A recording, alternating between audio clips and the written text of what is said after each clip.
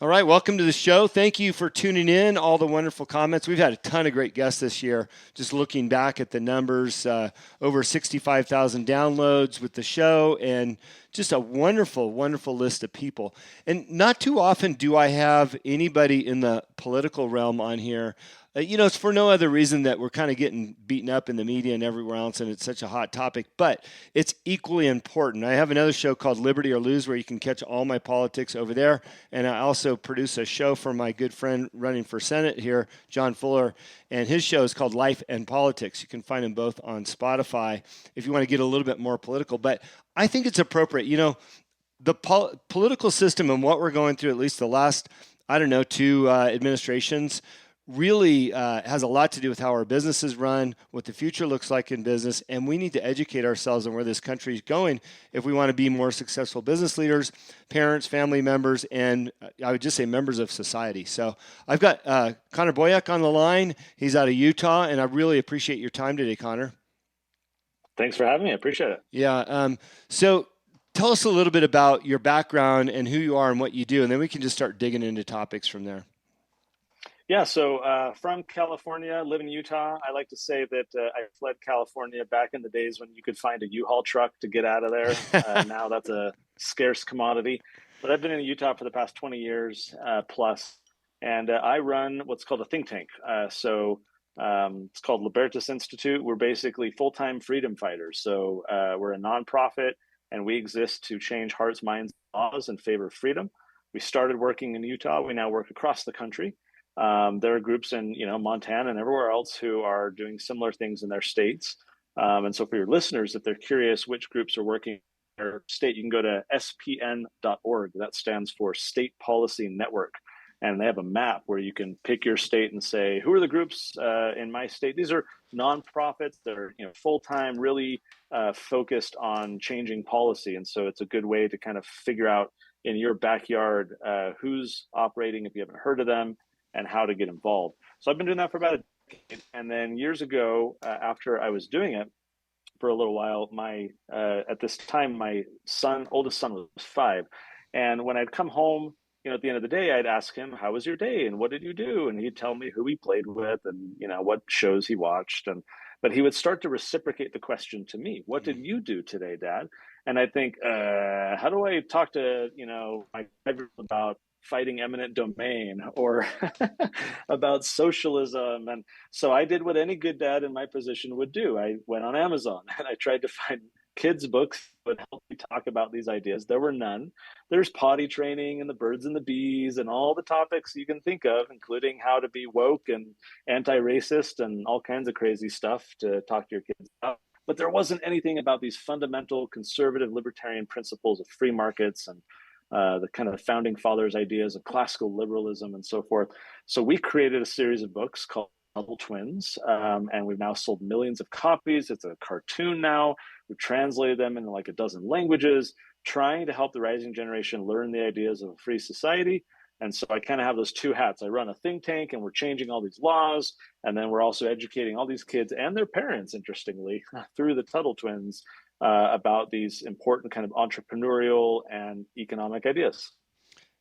I got to ask right up front because, we share a lot of similarities in our beliefs and thought process. And I've got a 6 and 8-year-old, and I'm trying to answer the same questions you are too. So I get it, and I'm very appreciative of your books and other books like yours that become a valuable resource with the messaging that I want them to learn. Why is it that, again, even though I'm on the same page, you just start talking about what you're doing, and I start cringing because I'm like, man, people just don't get it, and they're not gonna like listening to this message all of a sudden. Why are we in that world? Why isn't everything openly accepted anymore? When did that attack process start? Because you're not doing anything wrong. We agree. Many of my constituents agree with you, but yet at the same time, we know it's going to rub a lot of people differently. I think the fundamental problem is that we're scared. We're scared of being canceled. We're scared of social media backlash. We're scared of, maybe in your case, getting a bunch of negative reviews, on your podcast. We're scared of being tagged on Twitter by some blue checkmark person who, gets a bunch of we're scared. We're not grounded in first principles. We're not prioritizing free speech and an open society to debate ideas. We've embraced this idea, or we've been pushed into embracing this idea of there is one way to do things. There is a correct answer. There is a politically appropriate or correct approach to doing things. And I think people are just fundamentally afraid. I wrote a book a few years ago called Feardom, uh, how the government and the media exploit your emotions and how you can stop it. And the bad thing when I wrote that book is I realized, so the book describes how fear is weaponized, how people are controlled through fear on both sides of the aisle, all across the board. This is not a partisan thing. It's very much a system.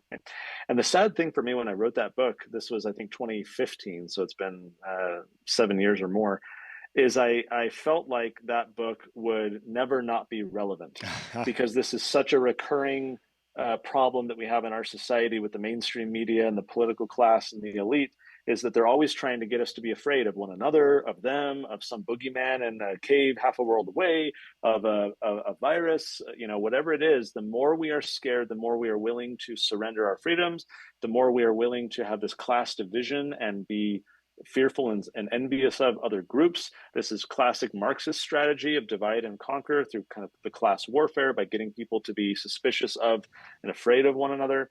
And I think a lot of us are buying into that. And to me, it's very tragic. I have no problem if you had totally different perspectives and disagree with everything I'm saying right now. I would love to hear that. I would love to engage with you in conversation and explore, why I believe the way I do and why the way you. And we're losing that as a society of people who can just have civil discussion about different perspectives. And I think it really just boils down to fear. Wow. Yeah, I cannot help but reflect on a dinner conversation I was having over at the neighbors. Beautiful dinner. The mother-in-law lived there at the time. Nice woman. She treated my kids good. But she's on the complete opposite side of my beliefs. Very much, a Democrat, socialistic, tendencies. Anyways, wonderful dinner. I'm happy to have a conversation. And somebody said Trump at the table.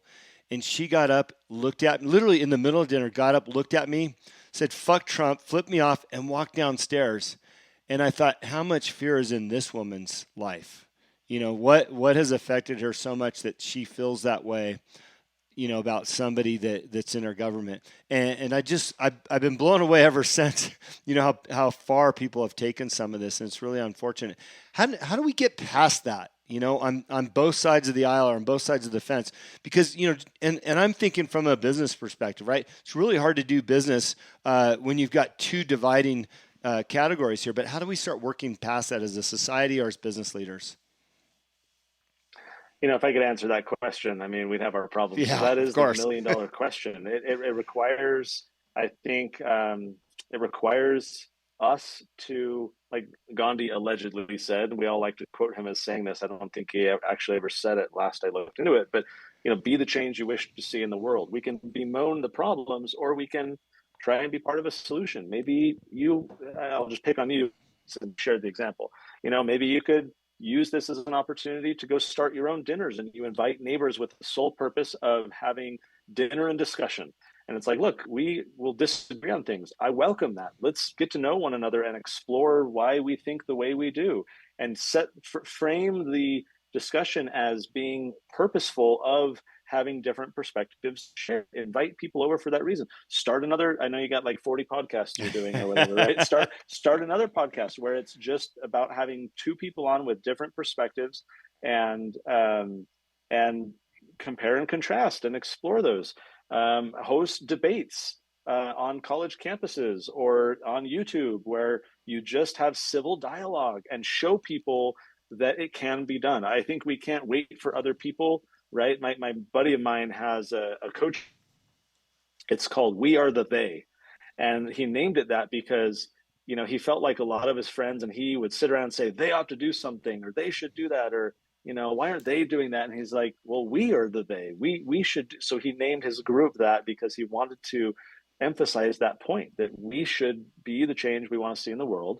And so if you and I agree that civil dialogue is absent and we're retreating to our tribes and we're not, talking to one another, let's figure out how we can, get past that together. So I think we can bemoan the fact that there aren't these grand societal fixes that will solve the problem, but we can look to our spheres of influence and say, what can I do to solve the problem within my own kind of community?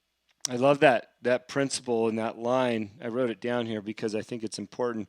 I'm a big fan of listening to Andy Frisella podcast. If you don't listen to him and you're listening to this show, you should be listening to his stuff too.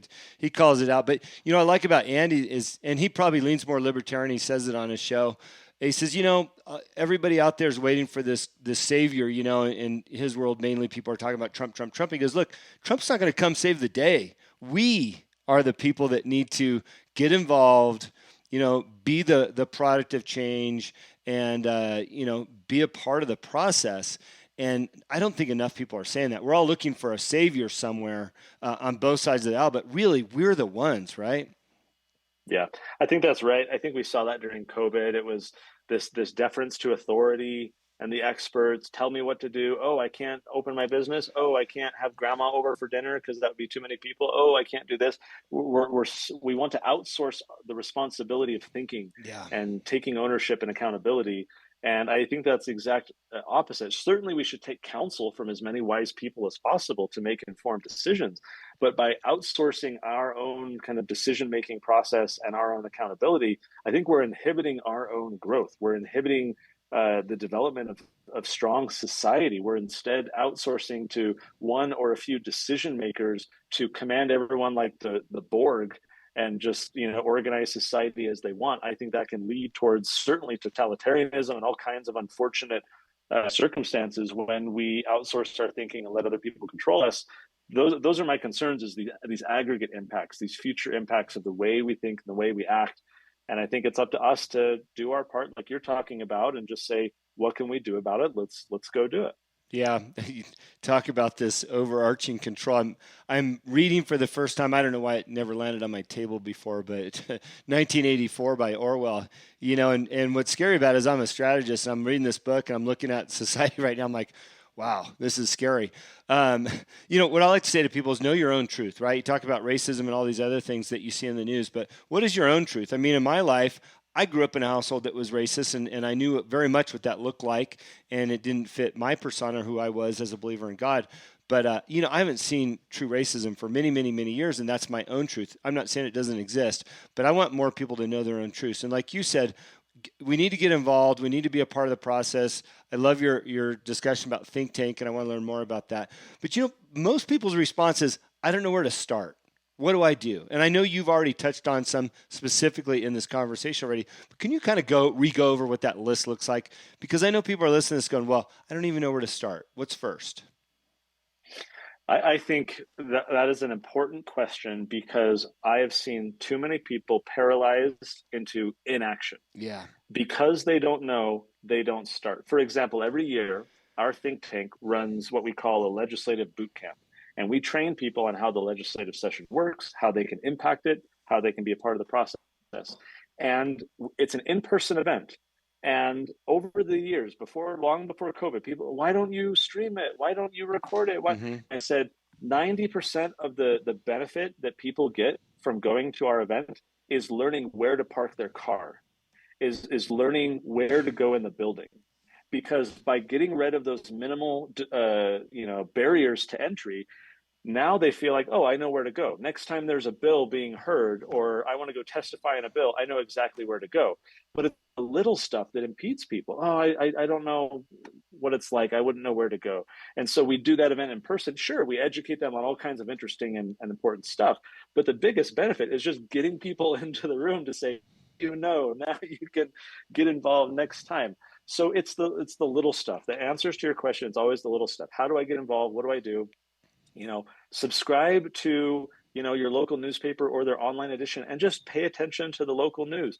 Attend a city council meeting once every few months and see what's going on. Join the Facebook group for your city where the city officials and the mayor and others are talking about what's going on, and just start to consume information. Don't be distracted by the national media. What I typically tell people is turn off Fox, turn off NBC, turn off all the all the talking heads. You can't control what's happening. You're just being manipulated. Your emotions are being stirred about things you have no control over. Focus at the spheres of influence where you can exert some measure of influence and control, and that is the local and the state level. So start reading your local paper, start following the blogs, go on Twitter or Instagram, follow the local reporters, see what stories they're sharing. Just start to consume the right type of news. And when you do, you'll start to see opportunities that come up. Oh, hey, they just advertised this meeting for this tax hike that's going on, Thursday night. Maybe I'll go to that and I'll bring the kids so that they can get some exposure to, go on in the community. Usually a lot of times I'm asked how can people influence the process. It's not just how do I get involved, but how do I actually affect change? And I say that one of the best things that you can do to start, if you're a nobody, right, is host a cottage meeting for your local city councilman, your local representative, your local state senator, your mayor, whoever you want to do. Gather 10 friends, have some dessert and some snacks, and invite that politician to speak. They will come. They love to speak. They love to hear themselves speak. And now you will be known as a organizer, a little bit of an influencer, right? That all you did was invite some friends and say, hey, come tell us what you're working on and tell us how we can get involved or how we can help you. And so that simple step gives you confidence. Your neighbors start to see you as a connector. That politician starts to get to know your name. You probably now have their cell phone where you can add, and it's that little dipping the toe in the water that has led a lot of other people to proceed down the path. You just have to get over the simple stuff. You got to do that little thing, or there's those few things that will get you past those barriers. And now you're like, oh, I have done a cottage meeting. Oh, I do read the news. I did attend the city council meeting. Going to a state legislative meeting, no big deal. It's going to be just like that city council meeting. But you got to overcome the simple little stuff first. And so just give yourself that small task, host a cottage meeting, have some friends over so it's people invite that politician and just dip your toe in the water and see where it goes. It's interesting. So I sit on the school board over here in my community, and I never thought I'd see myself in that position, and now I'm there. I won't speak for all school board members, but I really look forward to community members coming and expressing their voice in the public opinion time, because it gives me a chance to get some feedback and hear from them. But what I've noticed is people are so afraid to go to these meetings and speak up because they don't understand the process. And what I would want to encourage everybody to do, whether that's going to a city council meeting or a legislation process or even school board, go a few minutes early. Pull somebody aside that's on the board and just say, hey, look, this is my first time here. I'd like to speak. When can I do that? Where's that in the agenda? And ask. They're happy to tell you. If they won't, the next person probably will. And then you can be a part of the process. It's so easy. And I would say these days, probably a fraction of the group behind those tables would like to hear from you, because really it's important to us to know where it's coming from. And it's not, they're just people too. I'm a dad with 2 kids. I work a full-time job, and I got a ranch out here working my tail off, and I show up at these board meetings, and it's like, okay, I know they're afraid to talk to me, and I'm afraid to talk to them because of whatever might happen. We're just people. So open up and express yourself, right? I think that's right. And even if you're nervous about talking to a stranger, a school board member, city councilor like that, email them the night before. You can find their contact information, email a few different people, message them on Facebook and just say, hey, I'm going to be at the meeting tomorrow. I've never been, I'd love to speak. Can you tell me how it works? And they'll reply with like 2 sentences that give you the information you need. So just ask, reach out, and get those questions asked, because once you do, you'll be empowered. You'll feel motivated and confident to go get involved. And that's how, people like me, I now run a think tank. I employ 70 or 80 people. We change all these laws. I was a web developer. I knew nothing of this world. I built websites for a living, I had to dip my toe in the water too, right? People look at me and they're like, I can never do what you do. And I say, neither could I. I started small, and I kind of progressively got to where I am today. Everyone can do it too. If a washed up web developer with no formal economic or political background can do what I'm doing, you can do what you want to do as well. And more than that, for me, I think there's a lot of divinity in this too. I feel called by God to do what I'm doing. I think each of us has our own path to follow. It's up to you to discover what that is, but you don't know until you put yourself out there and really start taking some action. If you just are scared of your own shadow and you're not engaging, I think you're depriving yourself of a lot of impact you can have to benefit other people's lives. I agree with that so much. And look, if you're a person of faith, you're listening to the show. God opens doors that you never expected. It's funny. After my second board meeting, walked up to the parking lot with another new member, and we both started talking. Then the janitor walked up, welcoming us, which was kind of nice. And we all talked about how, well, I wouldn't be here if it wasn't for God. And each one of us said the same thing almost at the same time. It's like, well, it's meant to be. He's got a plan for us. And, he does open those doors. And I also agree with what you're saying is that there's a certain amount of satisfaction in playing a role in what's happening in society.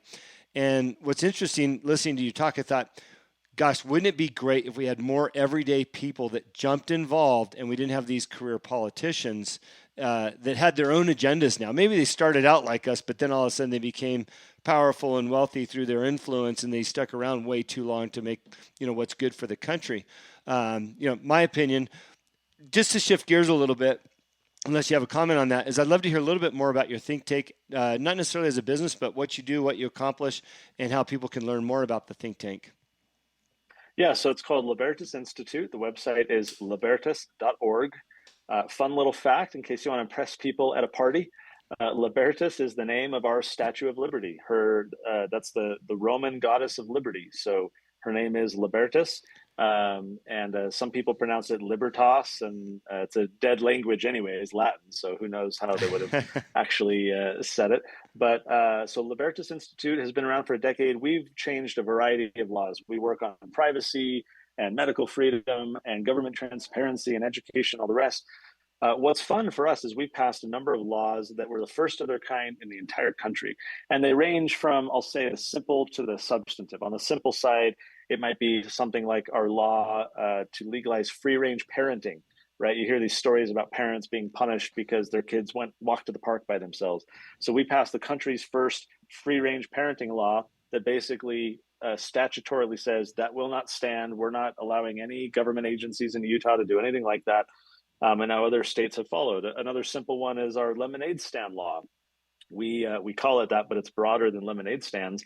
Similar headlines across the country. Little girl selling 50-cent cups of lemonade, and she's told by a food health county bureaucrat, "Oh, you need an $85 permit to do this." It's ridiculous. Little kids' lemonade stands get shut down all across the country.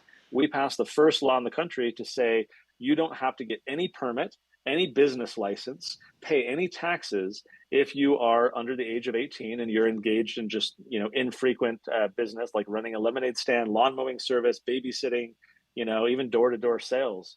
And so in Utah, we now have a free market for kids under the age of 18. And we were the first state to do that. And now we've helped a few other states to do that. So the more simple laws like that. I'll share one example on the substantive side. We passed the country's first regulatory sandbox. And this is kind of a geeky name, but imagine a program like this. Elon Musk wants to sell Teslas. And in Utah at the time, Teslas were illegal to sell because they use a direct sale model where I buy directly from the company. But Utah law said you have to buy cars through car dealerships. Now, Elon can hire lobbyists and lawyers, and he did, and they went to the Supreme Court and they fixed the law because if you're wealthy you can often get your way. But what of the little guy that sits at his kitchen table and says, "I've got this great business idea," and then he looks into it and he's like, "Oh crap, there's this regulation that says I can't do that. Oh well, I'll move on with my life." That person does not have money to pay for lawyers and lobbyists and the rest. So we created a program called a regulatory sandbox, and what this means is that guy, we'll call him Bob, he can apply and say, I've got this business idea. I would like to be shielded from that law or from that regulation for up to 2 years while I go develop my business and show that I can operate safely and, efficiently and whatever without that law being applied to me. And what's really cool about this is it basically builds evidence for deregulation. So many of our elected officials want to run a campaign on, I'm going to cut red tape. I'm going to lower regulation. And then they get elected and they sit in a committee meeting and they look around. They're like, all right, guys, what do we do? crickets, you know, like Mm-hmm. they don't know what regulations to cut. Now we align incentives. So the business owner who knows what regulation is the problem or what law stands in their way, they can go and gather evidence and say, look, I've been operating without 2 years or for 2 years without that regulation. There's been no harm, no consumer complaints, no lawsuits, no nothing. Can we go now cut that regulation? And now elected officials are empowered not just with an idea of what law to deregulate, but with evidence to show that, hey, look, at least in this case, it was okay. Let's extend that waiver, or let's just lower the regulation and change it. And so it's a program to basically reduce regulations on entrepreneurs, to allow them to identify the obstacles, the legal obstacles that stand in their way, so that we can start to pull back the government where it doesn't make sense, and empower innovative entrepreneurs to be able to develop amazing products. So that's another example where we were the first state to do something like that. Now we're also helping other states do it. And so our think tank is kind of known in our industry to be pretty innovative and forward thinking. We're trying to come up with what are these ideas that can help society improve what we're trying to do and be scaled to other states beyond just Utah, so that we can make a bigger impact. And what a critical time to be doing that, especially, people are trying to scratch their heads and figure out what to do out post-COVID. They've either lost their business or were shut down for a variety of reasons. Opening up some doors of opportunity through what you're doing is amazing. When we get off the line, we have to talk for a couple minutes about what's going on here in Montana. I love what you're doing. Let's shift gears for a minute before we run out of time. Let's talk about the books. Okay, so I've got a great new friend up here in Montana. His name's Brent. He's the founder of Bell Books, which is a great Christian book resource for children. We already subscribe to Brave New Books, which is another Christian book for children. And then I'd already put my kids through Andy Frisella's kids' books, all along the same lines, but yet different. And your books, from what I briefly saw, are even more different. So tell us about those books and who they appeal to and why we should get them.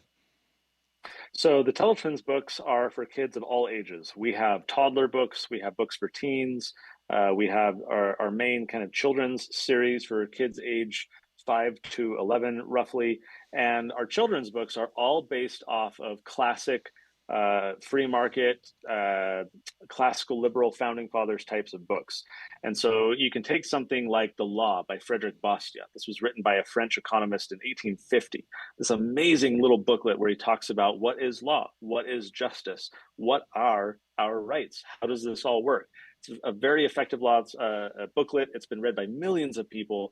We take that booklet and we turn it into a kid's version. We've done this with Economics in One Lesson by Henry Hazlitt.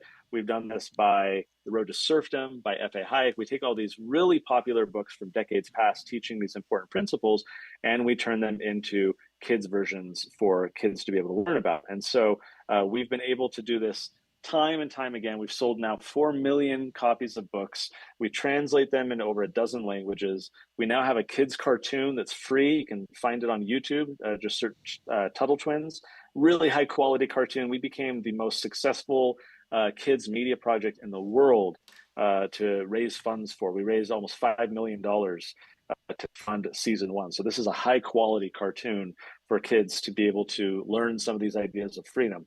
And so we want to make it fun for kids. We want to make it interesting for the parents, whether you homeschool or not. We've got curriculum, we've got games, we've got activity workbooks, we have parent guides, we've got audiobooks to listen along with. We've got our own podcast called The Way the World Works.